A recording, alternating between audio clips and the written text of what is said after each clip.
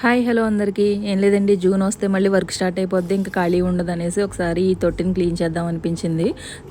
చాలా వాటర్ కూడా క్లారిటీ లేవు, క్లియర్గా లేవు కదా, చాలా మడ్డిగా ఉన్నాయి. అడుగున మట్టి అంతా ఉండిపోయింది అనమాట. సో నాచు కూడా పట్టడానికి రెడీగా ఉంది. సరే ఒకసారి క్లీన్ చేసేద్దామని చెప్పేసి ఈ ఫిష్లన్నింటినీ పట్టి ఒక చిన్న దాంట్లో వేసాను. చిన్న దాంట్లో వేసి మొత్తం ఆ వాటర్ అన్ని తోడేసాను, బకెట్తో తీసేసి మొత్తం అదంతా క్లీన్ చేశాను. ఇదిగోండి చూసారా ప్లాంట్ ఎట్లా ఉందో. ఈ ప్లాంట్ అయితే బాగుందండి, గ్రోత్ అయితే చాలా బాగుంది. కానీ దీనికి కడగడం అయితే మాత్రం చాలా కష్టమండి బాబు, సరదా తీరిపోతుంది.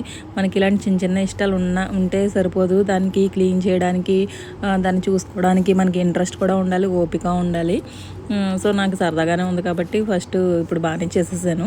ఇదిగోండి అది అలా పెట్టేసి కవర్ వేసాను అనమాట. ఎందుకంటే వాటర్ పట్టేటప్పుడు మళ్ళీ ఆ మట్టి అంతా కిందకి వెళ్ళిపోకుండా, వాటర్లోకి రాకుండా కవర్ అయితే యూజ్ అవుతుంది. సో అందుకో కవర్ పెట్టేసి ఇంకా ఫుల్గా దాని నిండా వాటర్ పెట్టేశాను.